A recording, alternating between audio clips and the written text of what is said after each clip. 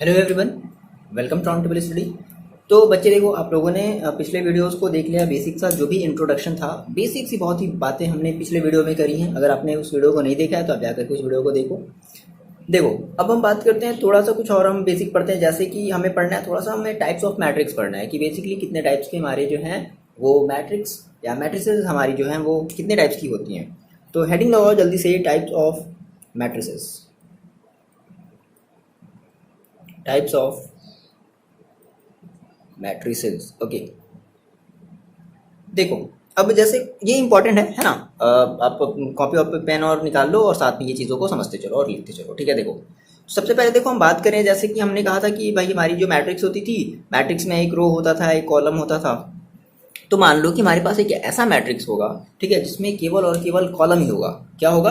केवल और केवल कॉलम होगा। तो हम उसे क्या कहेंगे? हम उसे कहेंगे कॉलम मैट्रिक्स। कॉलम मैट्रिक्स है, जैसा कि नाम से ही लग रहा है ना। इसमें केवल और केवल क्या होगा कि matrix is said to be column matrix if it has only one column. इसमें केवल और केवल क्या होगा? एक कॉलम होगा, केवल एक कॉलम होगा। फॉर एग्जाम्पल जैसे देखो, मैंने मान लो कहा ए इज इक्वल टू 0√3 -1 एंड 1/2, है ना। तो देखो क्या लग रहा है, केवल एक कॉलम लग रहा है ना। हाँ, वो अलग बात है कि क्या है, इसमें रोज भी है ना। देखो 1 रोज, 2 रोज, 3 रोज, 4, इसमें टोटल 4 रोज है। लेकिन आपको देखने में ये बेसिकली क्या लग रहा है? आप क्या कहोगे कि ये बेसिकली एक कॉलम ही तो है। कॉलम को देखो, हम लोग अगर शुद्ध हिंदी में कहना तो हम लोग उसको कहते हैं खंभा। वो वाला खंभा नहीं। कुछ बच्चे सोच रहे होंगे कुछ बच्चे सोच रहे होंगे, पक्का सोच रहे होंगे खंभा, अरे सर खंभा का नाम ले लिए। वो वाला खंभा नहीं, ये जो एक पोल जिसको हम कहते हैं, ठीक है। तो कुछ ऐसा है ये हमारा, है ना, मतलब एक कॉलम टाइप से आपको दिख रहा है। तो हमने कहा सर ये हमारे कौन से ऑर्डर का है, तो बता दो आप कौन से ऑर्डर का है। तो ऑर्डर के लिए हम हमेशा क्या करते हैं? यही सब बातें हमने फर्स्ट वाले वीडियोज में सीखी थी कि ऑर्डर कैसे डिफाइन करते हैं, क्या होता है ऑर्डर, ये सारी चीजें सीखी थी हमने। नहीं देखा है आप वीडियो तो जाकर के आप देखो। तो हमने कहा सर ये कौन से ऑर्डर का है, तो ऑर्डर के लिए हम क्या लेते हैं? Rho into column. रो, तो देखो रो कितने हैं? 4, कॉलम कितने हैं? 1, है ना। तो मतलब सिंपल सी बात समझो कि कॉलम मैट्रिक्स ऐसा मैट्रिक्स होगा जिसमें केवल और केवल एक एक एक क्या होगा? कॉलम होगा, एक खंबा होगा, ठीक है। चलो वो वाला खंबा नहीं सोचना है। देखो, अगर एक कॉलम मैट्रिक्स हो सकता है तो सोचो गेस, दूसरा करो क्या हो सकता है? दूसरा जो है हमारा वो रो मैट्रिक्स भी हो सकता है। क्या हो सकता है? रो मैट्रिक्स भी हो सकता है ना। रो मैट्रिक्स की देखो अगर हम बात करें तो केवल, यानी कि matrix is said to be a row matrix if it has only one row. याद रखना, क्या? वन रो, ये बस वर्ड याद रखना, वन रो। वो अलग बात है कि इसमें तुम्हारे कॉलम भी कई सारे बनेंगे। तो वन रो अगर होगा, तो हम उसे क्या कहेंगे? हम उसे कहेंगे रो मैट्रिक्स, ठीक है। अच्छा, अब देखो जैसे मान लो अगर हम रो मैट्रिक्स का अगर हम एग्जांपल देना चाहें तो हम क्या कहेंगे sir? B is equal to, है ना, -1/2 और √5 और 2 और 3। तो देखो ये क्या है? एक रो ही तो है। क्या लग रहा है? ऐसा लग रहा है कि कोई ऐसे लाइन खींची गई है, इस तरीके से ऐसे एक लाइन खींची गई है ना, इस तरीके से। तो हमने इसे क्या कह दिया? हमने इसे क्या दिया? Row matrix. अब अगर हम आपसे पूछे बच्चे को तो इसका जो ऑर्डर है, ऑर्डर आप क्या बताओगे? तो हमेशा क्या लेते हैं? रो कॉलम आरसी लेते हैं ना, आरसी। तो देखो रो कितनी है? रो है बेसिकली 1 और कॉलम कितनी है? 4, है ना, 4, 1 2 3 4। तो बस याद रखना, रो मैट्रिक्स में याद रखना केवल और केवल एक रो होना चाहिए। ओके, तो जिसे हम क्या कहते हैं? जिसे हम कहते हैं रो मैट्रिक्स। ओके, और अगर हमारा कोई भी अगर रो मैट्रिक्स होगा ना, जैसे हमारा अगर हम बात करें ऑर्डर की, तो इसका जो हमेशा ऑर्डर होगा वो 1/n, है ना, 1/n के फॉर्म में होगा। मतलब 1 हमारा रो शो करेगा और n हमारा नंबर ऑफ कॉलम शो करेगा। क्लियर है ये बातें? आगे बढ़ा जाए। देखो नेक्स्ट हम जो अपने मैट्रिक्स की बात करेंगे, तो नेक्स्ट हमारा जो मैट्रिक्स होगा वो होगा क्या है? Square matrix. अब जैसा नाम से ही लग रहा है, स्क्वायर, स्क्वायर के फॉर्म में होगा। आ रही बात समझ में, है ना। मतलब हमने कहा जैसे स्क्वायर देखो आप कैसे बनाते हो, कुछ यूं, मतलब जो लेंथ होती है ना, और जो ये जो विड्थ होती है, मतलब हम ऐसे कह लें कि जो हमारा कॉलम होगा और जो हमारा रो होगा वो आपस में दोनों के जो मतलब बेसिकली आपस में दोनों कैसे होंगे? आपस में दोनों इक्वल होंगे, है ना। फॉर एग्जाम्पल जैसे मान लो मैंने आपसे ये कहा, देखो सिंपल आप देख करके ही बता दोगे। जैसे मैंने आपसे ये कहा कि मान लो ए इज इक्वल टू मेरे पास क्या है? 1 2 3 और 1 5 6। तो बताओ क्या ये एक स्क्वायर मैट्रिक्स आपको दिख रहा है? ये आप अगर एक ऐसे लाइन ड्रॉ करोगे तो क्या ये आपको एक स्क्वायर मैट्रिक्स दिख रहा है? नहीं, ये नहीं है ना। अब ऐसी बात है, ये नहीं है। तो सर कैसा होना चाहिए? यानी कि देखो अगर मान लो इसी को हम कुछ ऐसे ले लें, बहुत आसानी से जल्दी जल्दी देखते चलो। 3 -1 0, 3/2, 3√2 और 1 और 4 3 -1, कुछ भी ले लिया जाए, जैसा हम एनसीईआरटी का लेकर के चल रहे हैं, है ना।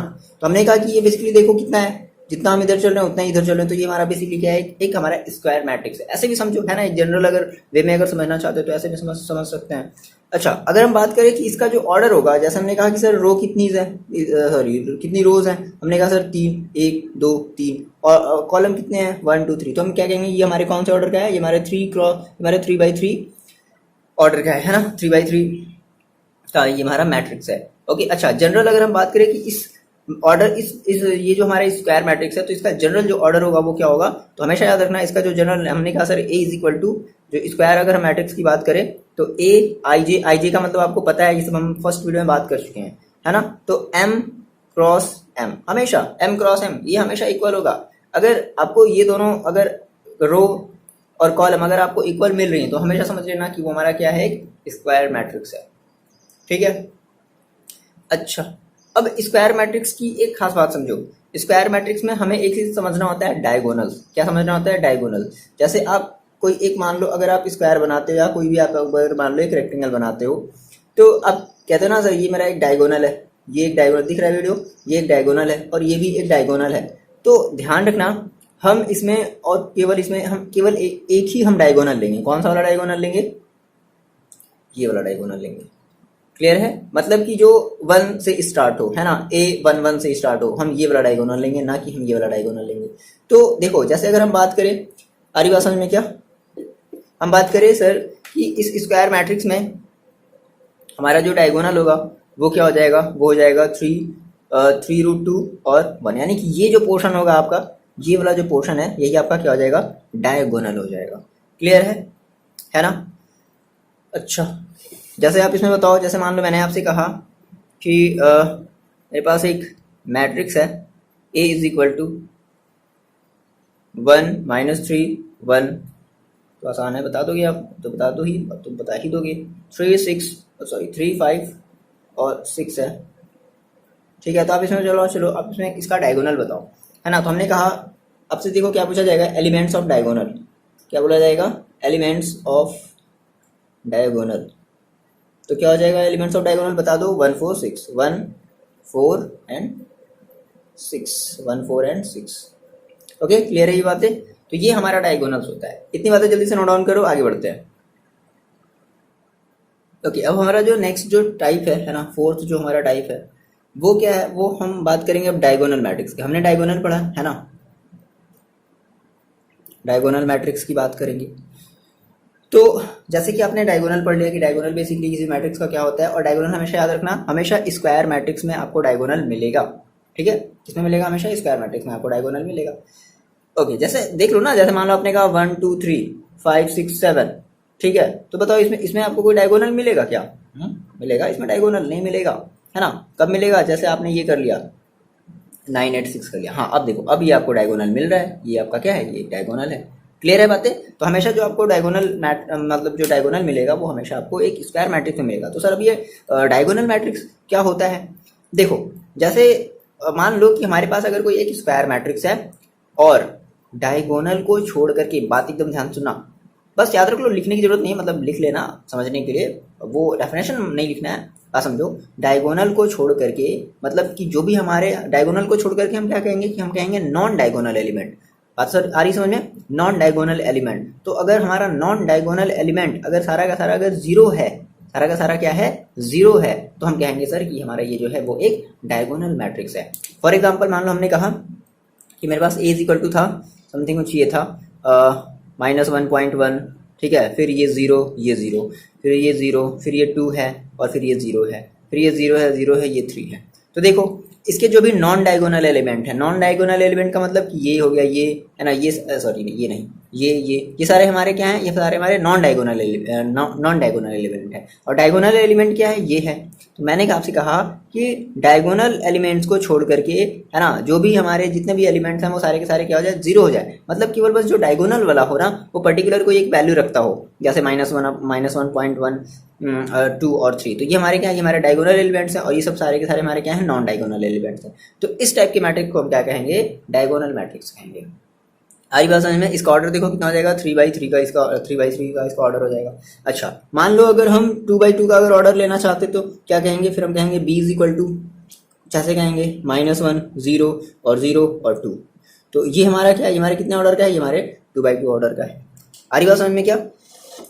अच्छा देखो, मान लो कभी कभी ऐसे भी आपको मिल जाएगा केवल एक 4, तो आप इसे भी क्या मानोगे, आप इसे भी एक डायगोनल मैट्रिक्स ही मानोगे। ठीक है, जैसे क्यों, क्योंकि आप इसको कुछ ऐसा भी तो लिख सकते हो, क्या देखो कैसे कर लिया जाए इसे, 4 मतलब बेसिकली अब ऐसे समझ ले हम कि अगर ये है ना, बात समझना ऐसे ही। क्या कहता है कि अगर आपका ये जो है, तो ये भी आपका क्या शो करेगा, ये भी आपका एक डायगोनल मैट्रिक्स ही शो करेगा। और इसकी अगर हम ऑर्डर की बात करें, है ना, तो इसका ऑर्डर हमारा जो है वो कितना हो जाएगा, ये हो जाएगा 1 क्रॉस 1 का, है ना, 1/1 का ये हमारा ऑर्डर हो जाएगा। बस इतनी सी बात याद रखनी है, ठीक है। और यहाँ लाइट की बहुत ज़्यादा प्रॉब्लम है, इसलिए वीडियो थोड़ा सा लेट हो जाता है आने में, है ना। और जब लाइट आता भी है, दिन के समय में आता है, तो फिर ये उधर शोर शराबा, बहुत सारी चीज़ें, मतलब क्या बताएं। चलो छोड़ो, फिलहाल देखो आगे देखते हैं। तो आपको इतनी बातें समझ में आ गई, है ना। इस वजह से थोड़ा सा रीज़न यही है कि थोड़ा सा वीडियो जो है वो लेट आता है, वेट करते रहते हैं कि लाइट आएगा। बट ये इमरजेंसी लाइट कभी कभी चलती है, उसके बाद फिर ये भी बंद हो जाती है। ओके चलो देखो आगे समझते हैं। तो हमने डायगोनल मैट्रिक्स हमने पढ़ लिया। नेक्स्ट हम बात करते हैं अपने स्केलर मैट्रिक्स की। स्केलर मैट्रिक्स जल्दी जल्दी समझते हैं, बहुत आसान सी सब चीज़ें जल्दी बढ़ करके हम अपने एक्सरसाइज की तरफ बढ़ेंगे।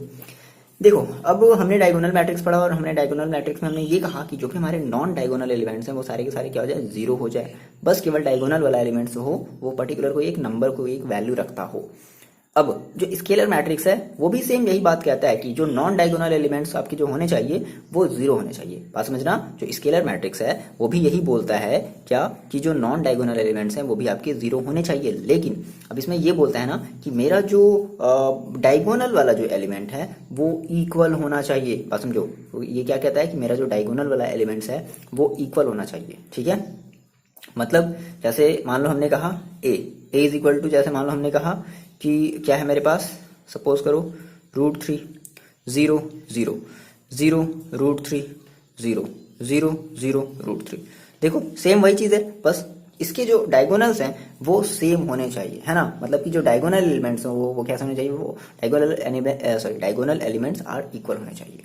तो उसे हम कहते हैं क्या, स्केलर मैट्रिक्स कहते हैं। ठीक है, मान लो एक और अगर आप छोटा वाला, अगर ये तो आपकी 3 क्रॉस 3/3 का है, आपने मान लो अगर b इक्वल टू ले लिया, तो आप क्या कहोगे, -1 0 और 0 -1। चलो क्लियर है ये बातें, है ना। ये हमने क्या पढ़ लिया, ये हमने स्केलर मैट्रिक्स पढ़ लिया। एक और जल्दी से देखते हैं क्या है हमारा नेक्स्ट जो है वो है आइडेंटिटी मैट्रिक्स। क्या है, आइडेंटिटी मैट्रिक्स। अब ये सर आइडेंटिटी मैट्रिक्स क्या है, आइडेंटिटी मतलब जिसको हम कहते हैं 1, है ना। यानी कि ऐसा मैट्रिक्स जिसके जो डायगोनल हो वो कैसे हो, 1 हो, है ना। जिसके डायगोनल के जो एलिमेंट्स हो कैसे हो, 1 हो। फॉर एग्जांपल मैंने कहा 1 0 0 0 1 0 0 0 1।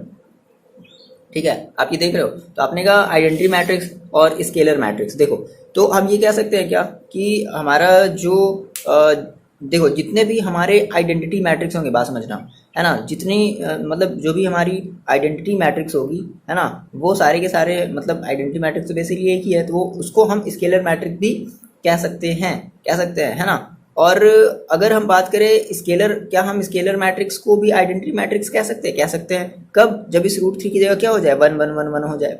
आगे बात समझ में। तो हम स्केलर मैट्रिक्स को भी आइडेंटिटी मैट्रिक्स कह सकते हैं कब, जब हमारा ये जो डायगोनल वाला जो टर्म है वो क्या हो जाए, 1 हो जाए, है ना। लेकिन हमारे जितने भी आइडेंटिटी मैट्रिक्स बनेंगे क्या, एक ही तो बनेंगे फिलहाल, है ना। तो उन सभी आइडेंटिटी मैट्रिक्स को हम क्या कह सकते हैं, स्केलर मैट्रिक्स बोल सकते हैं। क्लियर है ये बातें। चलो एक और जल्दी से देखते हैं जीरो ऑफ मैट्रिक्स। ये क्या होता है, जीरोज मैट्रिक्स। ठीक है, जीरोज मैट्रिक्स क्या होता है ये चीज, जीरोज जीरोज है, जीरो मैट्रिक्स। अब नाम से ही लग रहा है भाई, है ना, इसके सारे के सारे जो एलिमेंट्स होंगे वो आपस में कैसे होंगे, वो जीरो होंगे, मतलब कि zero zero zero zero zero zero. क्या मतलब है सर इसको पढ़ाने का, पता नहीं, हमें भी नहीं पता। देखो शायद कहीं आगे यूज हो, है ना। तो बेसिकली हम क्या कहेंगे, ये हमारा एक जीरो मैट्रिक्स है। और देखो इसको एक बात याद रखना, इसे हम क्या करते हैं, इसे हम ओ से रिप्रेजेंट करते हैं, कैपिटल ओ से रिप्रेजेंट करेंगे, ठीक है। ओके, समथिंग कुछ ऐसा ही बताता है ना। ओ से हम, ये जीरो नहीं है, ये ओ है, कैपिटल ओ है, ठीक है। हमेशा मैंने आपको बताया था स्टार्टिंग के वीडियोस में कि जो जीरो मैट्रिक्स होते हैं, मतलब सॉरी, जो मैट्रिक्स होते हैं उसको हम कैपिटल लेटर से डिनोट करते हैं, ओके। देखो एक मोस्ट इंपॉर्टेंट टॉपिक समझते हैं, इसके बेसिस पे आपके क्वेश्चन पूछे जाते हैं। क्या है equality of matrix? Equality of matrix, भाई मैट्रिक्स की इक्वालिटी की बात हो रही है, हाँ? तो अगर कोई भी, अब इक्वालिटी की अगर हम बात करें तो हमें कम से कम, हमें दो मैट्रिक्स का हम क्या करेंगे, कंपैरिजन करेंगे। हमारे पास दो मैट्रिक्स होना चाहिए, है ना। तो मान लो मैंने कहा सर मेरे पास दो मैट्रिक्स है, ए इज इक्वल टू है ए आई जे, एंड मान लो मैंने कहा सर मेरे पास एक दूसरा मैट्रिक्स था B is equal to b i j, ठीक है।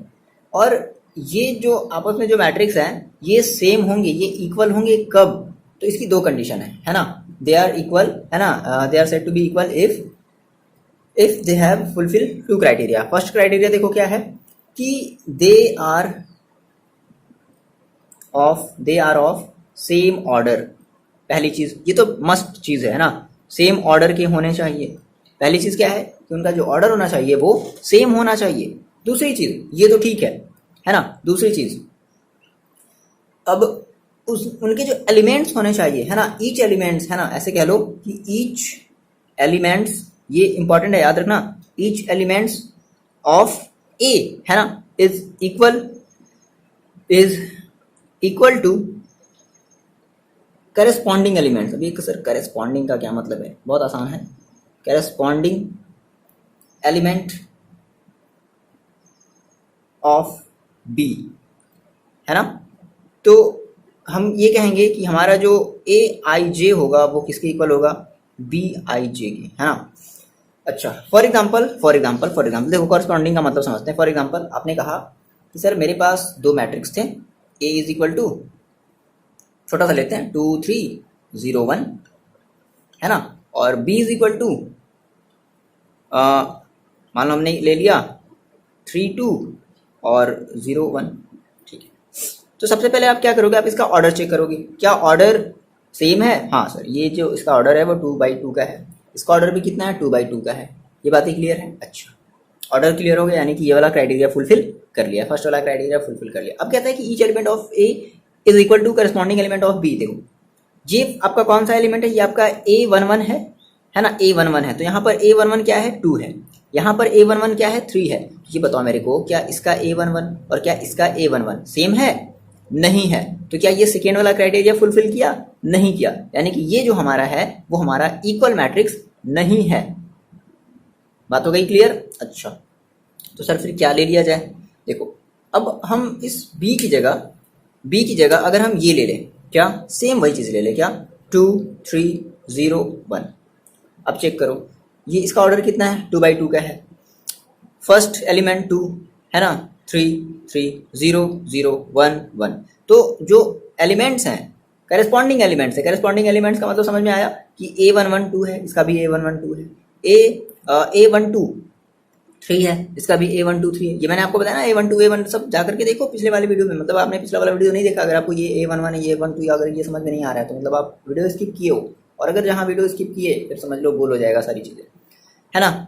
ये क्या आपका A21, ये भी आपका क्या है A21, तो सब क्या सेम है। तो इसको इसे हम कहते हैं इक्वालिटी ऑफ मैट्रिक्स, यानी कि ये दोनों मैट्रिक्स आपस में कैसे होंगे, इक्वल होंगे। अब सर इस इक्वालिटी ऑफ मैट्रिक्स को पढ़ने का फायदा क्या होगा? देखो बड़ी आसान सी इसका जो क्वेश्चन होता है वो बड़ा ही आसान सा पूछता है। जैसे मान लो आपके पास एक क्वेश्चन दे दिया, क्या इफ, मान लो ऐसे कुछ दे दिया, x y z a b c, ये दे दिया, और कह रहा है कि ये जो मैट्रिक्स है वो इसके इक्वल है, किसके, -1.5 के, 0 के, 2 के, √6 के, और 3 के, और 2 के। अब कह रहा है कि चलो यहाँ से x y a b और XYZ और ABC की चलो वैल्यू बताओ। बता सकते हो क्या? बता दोगे? भाई ये एलिमेंट आपस में क्या होंगे, इक्वल होंगे, that is x is equal to minus का 1.5। ये एलिमेंट आपस में इक्वल होंगे, है ना, तो क्या हो जाएगा y is equal to 0। Similarly z और ये आपस में 2 इक्वल होंगे तो z is equal to 2, a is equal to √6, a is equal to आगे बात समझ में √6। तो ये इस तरीके का ये हमें फायदा मिलेगा, है ना। ओके देखो ये आपका एग्जाम्पल नंबर 4 है, आपकी बुक का एग्जाम्पल 4 है।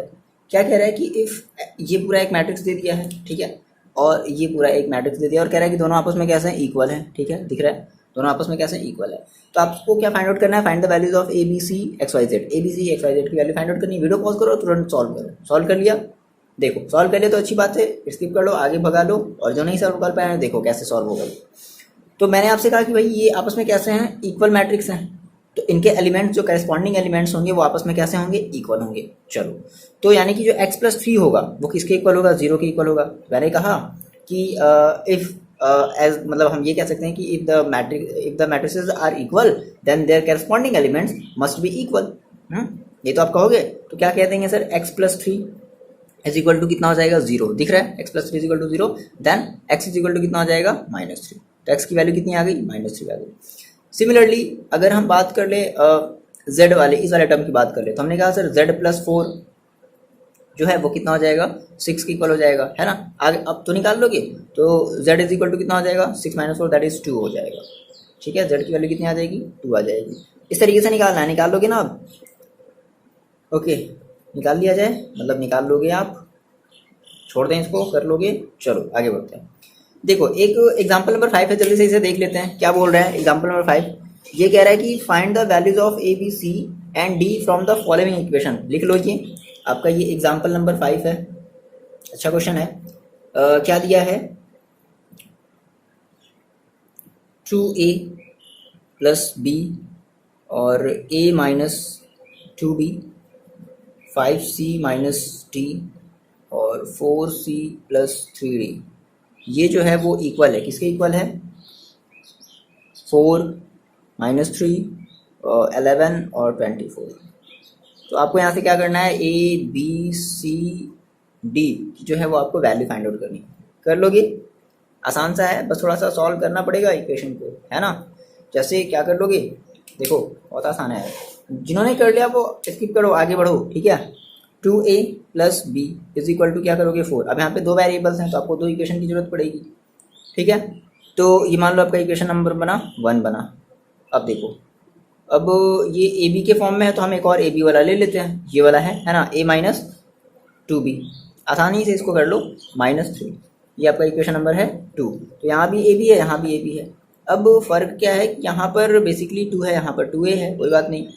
तो हम क्या करते हैं, हम इसमें 2 का मल्टीप्लाई कर देते हैं। किसमें कर दिया जाए 2 का मल्टीप्लाई, 2 का मल्टीप्लाई करके दोनों को ऐड कर देते हैं ना। तो हम इसमें ऐसा करते हैं कि 1 वाले में हम 2 का मल्टीप्लाई कर देते हैं। तो कितना हो जाएगा, 4a plus 2b is equal to 8, और ये कितना हो जाएगा, ये आपका हो जाएगा a minus 2b is equal to -3। हमें क्या करना है, ऐड करना है, क्योंकि ऑलरेडी सिंबल्स अपोजिट है। तो ये हो जाएगा आपका 5a, और दिख रहा है ना, ये आपका कट गया, कितना बच गया, 8 - 3 that is 5। So A is equal to कितना बचा, ए इज इक्वल टू आपका बच गया 1। तो ए की वैल्यू कितनी आ गई, 1 आ गई। अगर ये बात समझ में, सिमिलरली जब ए की वैल्यू आपने निकाल ली तो ए की वैल्यू इक्वेशन नंबर किसी भी एक इक्वेशन में रख दो, पुट कर दो। अब इतने बच्चे तो आप हो नहीं, छोटे वाले बच्चे तो हो नहीं, क्लास 10th वाले, अब तो 12th में आ गए हो सर, 12th में आ गए तो कर लेंगे सॉल्व। ओके एक और ले लिया जाए, जैसे ये ले लो, है ना, 5c minus D is equal to 11। ये मान लो आपका इक्वेशन नंबर है 3rd, और ये आपका हो गया 4c plus 3d is equal to 24। ये आपका इक्वेशन नंबर है 4th। सॉल्व कर लोगे। अब देखो यहाँ पर 3d है और यहाँ पर d है, तो इस 3rd इक्वेशन में क्या कर दो, 3 का मल्टीप्लाई कर दो, है ना। तो कितना हो जाएगा, 15c माइनस 3d। अब कर लोगे आप, हैं सर, कर लेंगे, रहने दीजिए, ठीक है। तो ये देख लो, हम आपको आंसर बता दे रहे हैं। जो a की वैल्यू आई है वो 1 है, a इज इक्वल टू 1 आई है, b इज इक्वल टू आया है 2, और c इज इक्वल टू आया है 3, and d is equal to आया है 4। ये अपना आंसर आप चेक कर लो, ठीक है, क्लियर है। चलो आगे बढ़ा जाए।